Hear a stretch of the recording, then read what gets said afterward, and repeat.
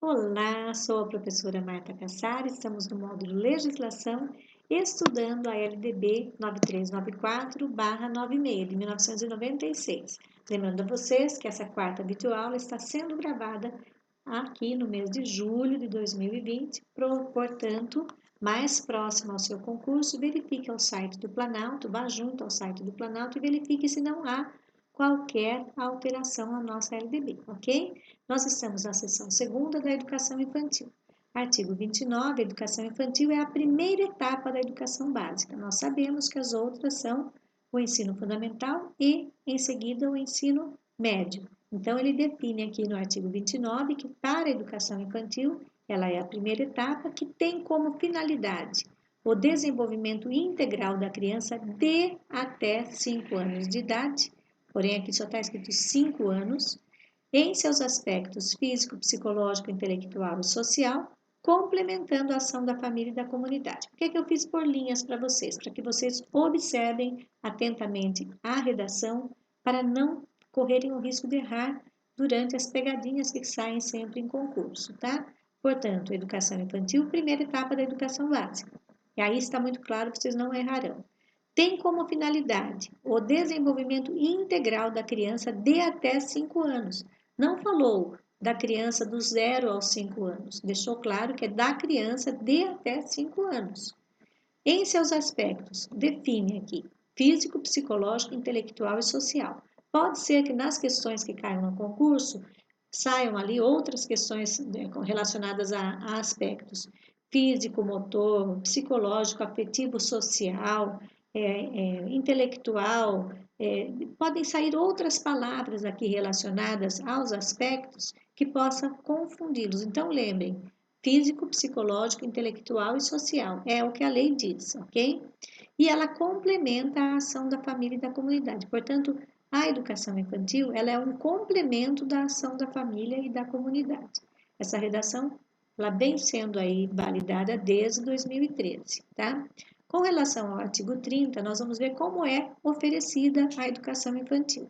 Ela será oferecida em creches ou equivalentes, né? Nem sempre tem esse nome creche. Por exemplo, Sorocaba tem centros de educação infantil. Então, é creches ou equivalentes para crianças de até 3 anos de idade. Não fala do 0 aos 3 anos de idade, tá? Então, fiquem atentos com relação a isso. E também será oferecida nas pré-escolas para as crianças de 4 a 5 anos de idade. Então, aqui é o único momento que ela define de 4 a 5 anos. Nas anteriores, vocês viram, né? Para crianças de até 3 anos. A redação é importante? É, porque exatamente se você tiver que preencher lacunas, se você tiver que fazer um julgamento, fique atento com relação a pequenas palavrinhas que podem estar aí faltando ou sendo trocadas durante o seu concurso. Agora, como é organizada a educação infantil? Ela será organizada de acordo com as seguintes regras comuns. Vamos ver quais são as regras. Quando se diz comuns, aqui todos, escolas particulares, escolas privadas, no caso, escolas públicas, todas têm que seguir esse ordenamento. Com relação à avaliação, mediante acompanhamento e registro do desenvolvimento das crianças, sem o objetivo de promoção, mesmo para o acesso ao ensino fundamental. Então, aqui, nós vamos dar uma pausazinha para dizer, olha, a educação infantil nós já vimos em outros documentos legais, aqui do Conselho Municipal de Educação de Sorocaba, do Conselho Nacional, que as crianças não vão ter que fazer provinhas, não vão ter que passar por avaliações individuais, vão ser avaliadas individualmente, é diferente. E elas vão ser avaliadas de que forma? Elas vão sendo avaliadas no seu desenvolvimento e elas vão sendo registrados. Esse desenvolvimento, esse avanço no desenvolvimento, ele vai ter esse acompanhamento e ele vai ser, então, registrado em documentos. Pode ser fichas, pode ser portfólio, filmagens. A forma que vai ser dado esse registro, cada sistema tem o seu ordenamento, o seu regramento, né? Mas são documentos que devem ficar na escola e quando a criança vai migrar para o ensino fundamental, ela vai levar essa documentação conforme nós vamos ver. Qual é a carga horária para a educação infantil? Bom, a carga horária mínima anual é de 800 horas. Mínima. Pode ter mais? Pode. Tem muitas unidades de educação infantil de instituições que acabam funcionando de janeiro a janeiro, né? Então, elas têm muito mais do que 800 horas. Ah, mas por que que elas funcionam mais? Porque muitas vezes, em muitos municípios, existe uma ação da Promotoria da Infância e Juventude, exigindo mesmo que as prefeituras abram as escolas, os centros de educação infantil, as creches, porque as EMEIs, né, que eles também têm, que são escolas municipais em outros municípios, por que que eles obrigam as escolas a ficarem abertas? Porque os pais trabalham e as crianças ficam aí à mercê de vizinhos, de irmãos mais novos, às vezes muito novos. Então, aí existe esse mínimo de carga horária, mas pode ser estendido por muito mais horas. Por quê? Porque existe a lei da proteção à criança também. E o único local que ela pode ficar segura, alimentada com todos os cuidados é na escola. Portanto, a lei estabelece um mínimo de 800 horas, que vai ser distribuída por um mínimo também de 200 dias de trabalho educacional. Atentos aí para a redação. Ela não fala em dias de trabalho letivo, ela vai falar em dias de trabalho educacional. É aquele trabalho que vai acompanhar o desenvolvimento de todas as crianças, tá?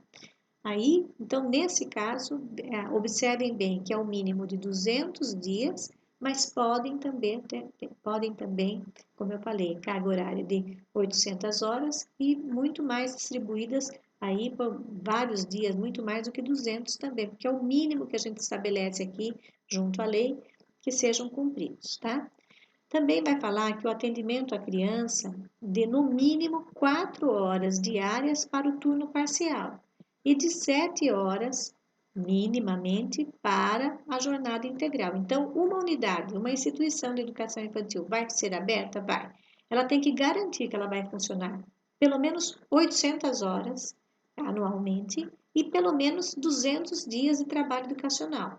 Desses 200 dias, 800 horas no mínimo, ela vai funcionar para um grupo de crianças, 4 horas no mínimo, as crianças podem entrar às 8 e saírem também ao meio-dia, que a gente chama de período parcial, turno parcial, ou mesmo em turno integral, ficar no período de creche estendido, né? De no mínimo 7 horas também. A gente sabe que eles ficam muito mais do que 7 horas dentro da instituição, né? Dentro daquela creche, daquela instituição educacional. Mas o mínimo, então, que a lei estabelece para o funcionamento, para a autorização do funcionamento, é que ele funcione no mínimo 7 horas, ok? O controle de frequência pela instituição de educação pré-escolar, o controle de frequência, então, se dará para a educação pré-escolar, exigida a frequência mínima de 60% do total de horas, ou seja, é exigido que a educação infantil pré-escola faça o controle dessa frequência. O que é isso? É a chamada das crianças, não precisa responder presente. Cada escola tem sua forma de registrar a presença das crianças. Já vi muitas formas de gestão de sala de aula. E pode também ter uma chamada pelo nome, mas as crianças que são mais novinhas de 4 anos, então chama-se pelo nome, ela responde, ou então põe lá o joinha no cartaz quando ela está presente, e aí a professora faz então o registro. Cada escola tem uma forma de organizar, né, a frequência, mas tem que estar registrada no diário de classe da professora, tá? E, finalmente, a expedição de documentos que permita atestar os processos de desenvolvimento e aprendizagem da criança. Esses documentos vão ser expedidos, então, pela própria escola, assim que for necessário, e normalmente esses documentos vão ser, então, migrados para o ensino fundamental, quando a criança que completa 6 anos naquele ano letivo até o dia 31 de março, então, vai ser matriculada no ensino fundamental, no primeiro ano, tá? Então, com isso, a RDB encerra essa orientação técnica sobre o ensino fundamental. Em seguida, vamos para a seção terceira e perdão, falei ensino fundamental, educação infantil. Agora sim, nós vamos para o ensino fundamental, ok? O artigo 32 vai nos dizer que o ensino fundamental obrigatório, com duração de 9 anos, gratuito na escola pública, iniciando-se aos 6 anos de idade, terá por objetivo a formação básica do cidadão, mediante alguns quesitos. Vamos ver. Então, vimos que o ensino fundamental é obrigatório, que a duração dele será de 9 anos, Nas escolas públicas será sempre gratuito e começa aos 6 anos de idade, ok? Então, é uma redação que vocês já estão acostumados, só reforçando aqui. Quais são os objetivos, né? Para a LDB estabelece como objetivos para o ensino fundamental. É a formação básica do cidadão mediante o quê? O desenvolvimento da capacidade de aprender, tendo como meios básicos o pleno domínio da leitura, da escrita e do cálculo. Então, esse desenvolvimento é uma tarefa da escola, trabalhar que a criança se desenvolva na capacidade de aprender a leitura, a escrita e o cálculo. Também é é objetivo a compreensão do ambiente natural e social, do sistema político, da tecnologia, das artes e dos valores em que se fundamenta a sociedade. Então, além do saber ler, escrever e calcular, a escola também tem outras missões com este aluno, com esta aluna, com esse estudante. Aqui nós já vimos que ele tem que compreender esse ambiente todo que ele vive em relação à natureza, em relação à sociedade, em relação ao sistema político que nós vivemos, em relação à tecnologia. Aí sim vem a questão das artes, aos valores que são sempre valores alicerces da nossa sociedade. Então aí ele começa também a aprender algo a mais relacionado ao trabalho escolar, né? Que são valores em que se fundamenta a sociedade. Aquelas questões importantes que vão aí impactar muito bem na convivência entre uns e outros, conforme vocês vão ver no próximo inciso. O desenvolvimento da capacidade de aprendizagem, tendo em vista a aquisição de conhecimentos e habilidades e a formação de atitudes e valores. Então, além de conhecer e ter habilidade, ele tem que ter essas atitudes e já caracterizado por valores que já estão internalizados nele, não, que vão ser cada vez mais internalizados nele, para que ele possa conviver em sociedade. Então, aqui é a primeira vez também que nós falamos nessas habilidades e essa formação de atitudes em relação àquilo tudo que ele aprendeu. Como é que ele vai responder para a sociedade, para a vida cotidiana dele, como é que ele vai transformar o aprendizado em resoluções da vida prática, da vida cotidiana, alicerçada em valores. E aí, em seguida, vem o fortalecimento de vínculos de família, dos laços de solidariedade humana e de tolerância recíproca em que se assenta a vida social. Aqui no inciso 4 ele deixa forte a questão de nós vivemos uma sociedade plural, com muitas diferenças, somos todos diferentes uns dos outros, cada um com sua característica individual, e essa vida social toda que nós temos, há que se ter tolerância em relação às diferenças. Então, essa questão da tolerância é muito forte como objetivo do ensino fundamental também. Esses laços de solidariedade, porque convivemos num ambiente com pessoas plurais, como eu falei, e fechando com chave de ouro a questão dos vínculos com a família, tá? Aí ele nos mostra como é que pode ser o ensino fundamental.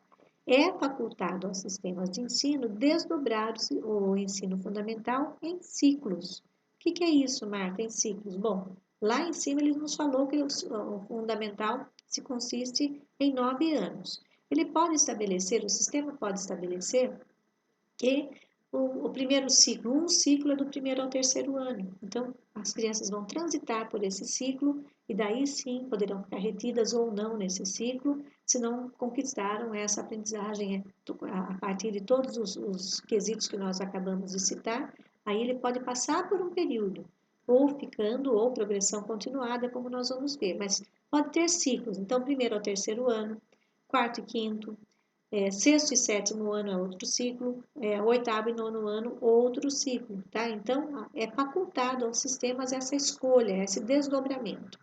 Os sistemas que utilizam progressão regular por série podem adotar no ensino fundamental o regime de progressão continuada, sem prejuízo da avaliação do processo de ensino-aprendizagem, ou seja, todas as progressões aqueles sistemas que usam aquele passar de ano, como a gente diz, também podem adotar a progressão continuada. As crianças vão continuamente avançando de acordo com aquela etapa que já esteja vencida. Então, do primeiro para o segundo ano, do segundo para o terceiro e assim por diante. Porém, não pode haver prejuízo da avaliação ensino-aprendizagem. A criança vai avançando. Quando a gente fala progressão continuada, entende-se que nós não vamos ter retenção daquela criança, daquele adolescente, daquele jovem, naquele ano ou sério, ok?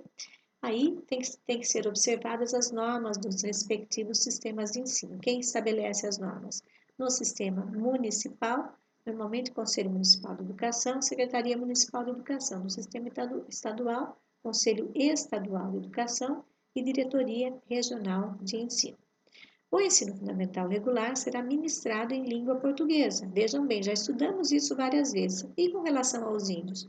Assegurada às comunidades indígenas a utilização de suas línguas maternas e processos próprios de aprendizagem, ou seja, nas questões das comunidades indígenas, a língua é a língua portuguesa, mas poderá ser utilizada a sua língua materna, que normalmente é a língua tupi-guarani e outras línguas também que são aí das comunidades indígenas. E também esses processos próprios que eles têm ali dentro da comunidade, inclusive até com períodos diferenciados, como nós vamos ver.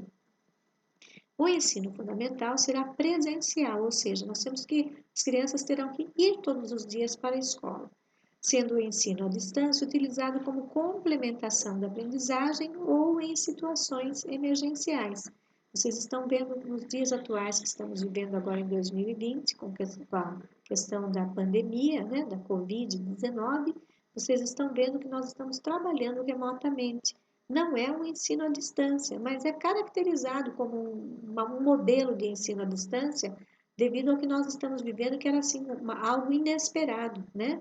Então, dessa forma, a lei estabelece que é presencial, mas pode ser utilizado o ensino à distância como complemento da aprendizagem, tá? Ou em situações emergenciais. E o currículo do ensino fundamental incluirá obrigatoriamente o conteúdo que trate dos direitos das crianças e dos adolescentes. Quais são esses direitos? Estão lá no Estatuto da Criança e do Adolescente. E haverá, então, essa produção e distribuição de material didático adequado relacionado ao tema do ECA. Quem é que vai preparar esse material? Aqui não está escrito, mas normalmente é o FNDE ou mesmo o FDE, relacionado aí ao estado de São Paulo, tá? O estudo sobre os símbolos nacionais será incluído como tema transversal nos currículos do ensino fundamental. Então, saber tudo sobre as questões de símbolos do nosso país, relacionados, por exemplo, ao brasão, ao hino nacional, à bandeira, todos esses itens, esses quesitos serão tratados, então, como tema transversal nos currículos do ensino fundamental, ou seja, desde o primeiro até o 9º ano. O artigo 33 vai nos falar do ensino religioso, que é de matrícula facultativa. Os pais escolhem se eles querem ou não matricular os seus filhos, ou seja, aceitar que seus filhos participem dessas aulas. Normalmente, na grade curricular, nós sempre no horário, né? Nós sempre colocamos como diretores de escola a aula de religião sempre as últimas aulas, porque aqueles alunos cujos pais não aceitam que eles participem, então eles já sairão mais cedo naquele dia, tá? Portanto, aqui fica claro que a matrícula facultativa é parte integrante da formação básica do cidadão e constitui disciplina dos horários normais das escolas públicas de ensino fundamental, como eu falei. Assegurado o respeito à diversidade cultural e religiosa do Brasil, vedadas quaisquer formas de proselitismo, ou seja, dentro do nosso território nacional, essa disciplina ensino religioso é obrigatória e estará inserida no ensino, nas grades, nos horários de qualquer uma das escolas. E os sistemas de ensino regulamentarão os procedimentos para a definição dos conteúdos do ensino religioso e também estabelecerão as normas para a habilitação e admissão desses professores. Ou seja, cada sistema de ensino vai estar regulamentando como é que vai estar sendo, então, dado esse conteúdo para os alunos, qual é o contexto, qual é, então, o que o professor trabalhará durante essas aulas, assim como também estabelecerá quem é que vai ser aquele habilitado para dar essas aulas. Os sistemas de ensino ouvirão, aí é importante, entidade civil constituída pelas diferentes denominações religiosas para a definição dos conteúdos do ensino religioso. Então, não vai ser criado por este ou aquele. Vão ser ouvidas, então, sempre serão ouvidas as entidades civis constituídas por integrantes de várias religiões, católico, evangélico, espírita, budista, essas religiões todas vão então contar, explicar qual é o teor da sua religião, porque a ideia é contar como é que é a rotina da religião, como é que é o que eles professam, a história da religião. Isso é muito importante que nossa criança, o nosso jovem conheçam, né? Aspectos históricos e outros aspectos relacionados à importância do caráter e valores e tudo mais, tá? A jornada escolar no ensino fundamental incluirá pelo menos 4 horas de trabalho efetivo na sala de aula, em sala de aula, sendo progressivamente ampliado o período de permanência na escola. Então, nós vimos que na educação infantil, o período parcial era de 4 horas, vocês estão lembrados? E o integral era de, no mínimo, também 7 horas. Aqui, a jornada do ensino fundamental, pelo menos 4 horas de efetivo trabalho em sala de aula. Podem ter outros momentos, outras horas? Podem ter. A ideia é que se amplie, então, esse período de permanência na escola, mas não se fala aqui qual é essa ampliação, até que número de horas, então, é interessante que a criança ou o adolescente fiquem na escola, ok? Parágrafo 1º, são ressalvados os casos do ensino noturno e das formas alternativas de organização desta lei, ou seja, no ensino noturno também, vocês lembram que a carga horária, como nós vimos lá estudando a educação básica, é de 45 minutos e no ensino fundamental é de 50. Mas para os casos do ensino noturno e das formas alternativas de organização, aí sim são ressalvados esses casos, tá? O ensino o ensino fundamental será ministrado progressivamente em tempo integral a critério dos sistemas de ensino. Então, é obrigatório ter o ensino em período integral? Ele será ministrado progressivamente em período integral, mas não se fala até que ano. Normalmente, a legislação deixa isso claro. Aqui não, mas no nosso Plano Nacional de Educação existem metas que dizem de um período para ter esse ensino integral para os alunos do ensino fundamental. Na LDB, deixa claro que apenas o ensino fundamental será ministrado progressivamente em tempo integral, a critério dos sistemas de ensino, ok? Com isso, nós passamos para a terceira etapa do ensino da educação básica, que é o ensino médio. Vamos passar aqui um pouquinho mais rapidinho pelo ensino médio, porque ele não é conteúdo do nosso concurso, né? Nós não temos, pode ser que caiam questões, mas nós não temos aqui na rede municipal em Sorocaba o ensino médio. Vamos nos atentar aos artigos, aos incisos, porque pode cair alguma questão, tá bom? Artigo 35, o ensino médio, etapa final da educação básica com duração de 3 anos, terá como finalidades. Vejam que aqui tem muitas alterações da BNCC, ok? Inciso 1º, então a finalidade do ensino médio, que é a etapa final, é a terceira etapa, ela tem duração de 3 anos. Ah, Marta, mas mudou tudo. Vocês vão ver daqui a pouco também. A BNCC já está inserida aqui. O inciso 1º vai falar que uma das finalidades é a consolidação e o aprofundamento dos conhecimentos adquiridos no ensino fundamental, possibilitando o prosseguimento dos estudos. O inciso 2º, a preparação básica para o trabalho e a cidadania do educando, para continuar aprendendo, de modo a ser capaz de se adaptar com flexibilidade a novas condições de ocupação ou aperfeiçoamentos posteriores, ou seja, aqui deixá-lo preparado para o trabalho, a cidadania e também prepará-los para o ensino superior, para estudos posteriores. Pode até ser um ensino profissionalizante, ok? O aprimoramento do educando como pessoa humana, incluindo a formação ética e o desenvolvimento da autonomia intelectual e do pensamento crítico. Então, se é finalidade escrita aqui, também é dever de todos que trabalham no ensino médio trabalhar com esse pensamento crítico, com essa autonomia intelectual, com essa pessoa humana, tendo como foco a formação ética. a compreensão dos fundamentos científico-tecnológicos dos processos produtivos, relacionando a teoria com a prática no ensino de cada disciplina. Então, esse relacionamento, mostrando para aquele adolescente, para aquele jovem do ensino médio, mostrando a que a teoria serve, tornando prática aquela teoria, mostrando porque existe aquele fato histórico, aquele fato científico, aquela questão motora e para que serve então aquela situação, aquele relacionando de fato essa teoria com a prática.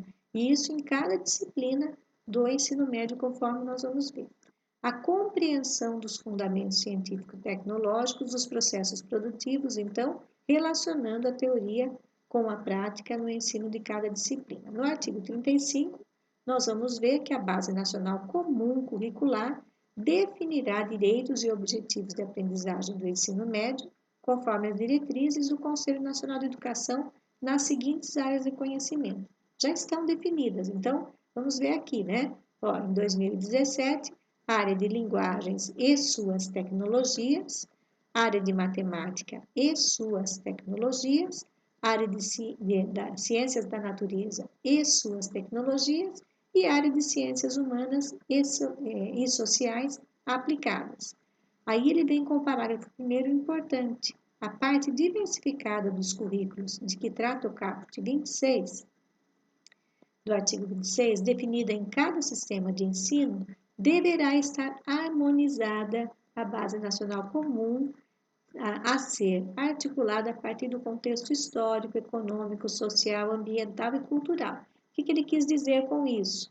Que nós temos que trazer, então, para a escola também, como parte diversificada no ensino médio, as questões relacionadas ao contexto daquela localidade, ao contexto, então, daquela cidade, daquele município, daquela escola, trazendo então todo esse olhar, contexto histórico, econômico, social, ambiental e cultural, como vimos já várias vezes em todos os documentos legais, que inclusive a BNCC que é para trazer mesmo. Existe um currículo, uma base nacional comum, que é o eixo, existe um currículo paulista que nós estamos seguindo aqui em Sorocaba, e é importante que tenha um currículo sorocabano e mais ainda adequado aí à proposta curricular das escolas, tá? Com participação atenta também de todo o corpo docente, com a comunidade, corpo docente também, ou seja, e aí trazer para si, trazer para junto da escola, junto a essa proposta,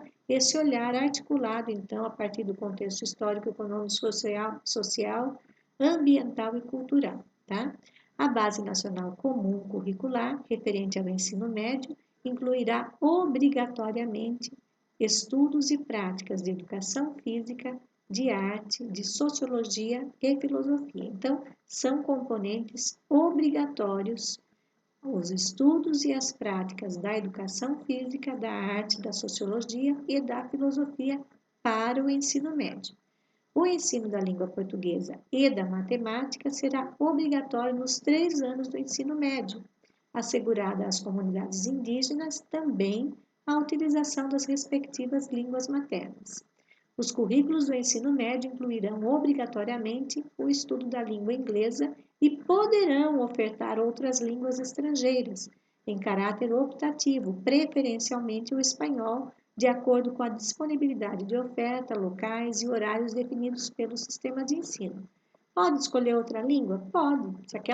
Se dentro da proposta político-pedagógica, dentro daquela comunidade, existe, então, um aspecto histórico relacionado à fundação por alemães, tem sentido estudar também a língua alemã, no caso, não? Aqui, preferencialmente, a LDB abre para o espanhol, mas tem todo sentido essa escolha relacionada àquele contexto que a escola, que aquele sistema está inserido.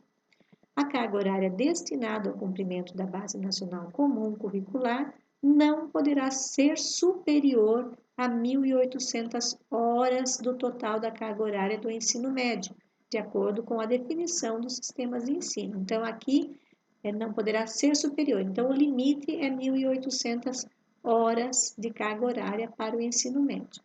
A União estabelecerá os padrões de desempenho esperados no ensino médio, que serão referência nos processos nacionais de avaliação a partir da Base Nacional Comum Curricular. Essas são as provas que são realizadas, exemplo, Enem, né?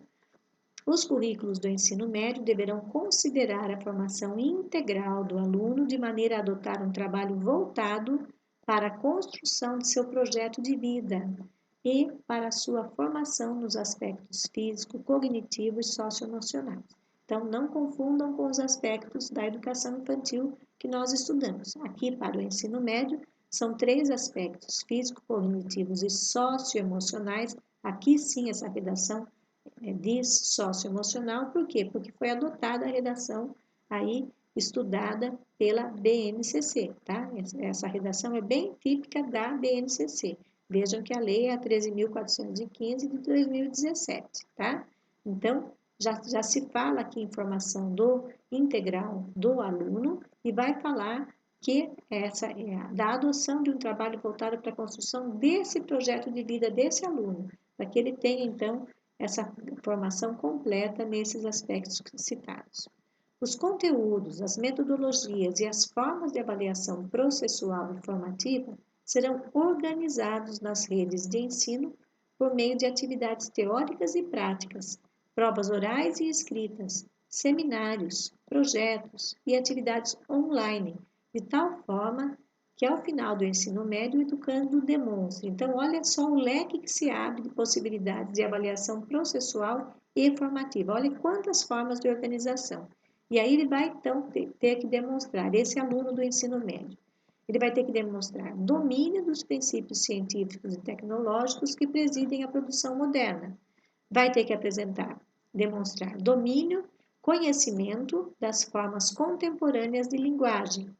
O currículo do ensino médio será composto pela Base Nacional Comum Curricular, como nós vimos, e por itinerários formativos. Aí surge essa palavrinha, né? Itinerários formativos, que deverão ser organizados por meio da oferta de diferentes arranjos curriculares, conforme a relevância para o contexto local e a possibilidade dos sistemas de ensino.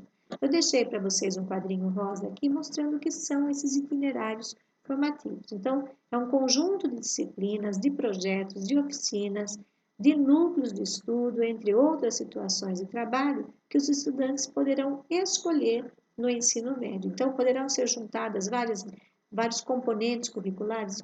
Poderão ser, porque aí ele forma um itinerário formativo, ok?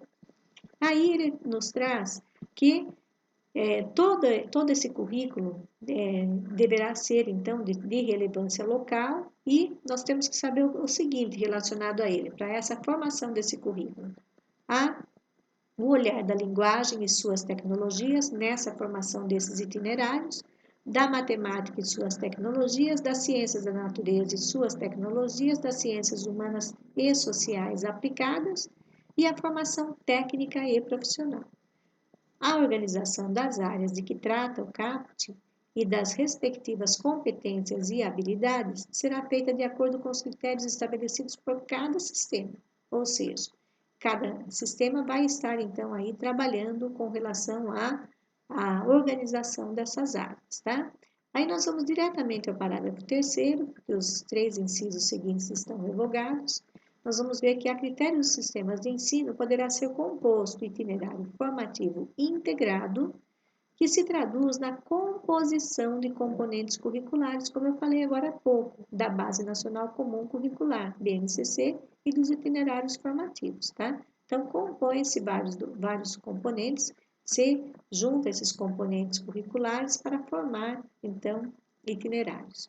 Os sistemas de ensino, mediante a disponibilidade de vagas na rede, possibilitarão ao aluno concluinte do ensino médio cursar mais de um itinerário formativo. Veja bem, apenas aos alunos concluintes do ensino médio a formar mais, aqueles que estão concluindo, a cursar mais que um itinerário formativo, tá? A critério dos sistemas de ensino, a oferta de formação com ênfase técnica e profissional considerará.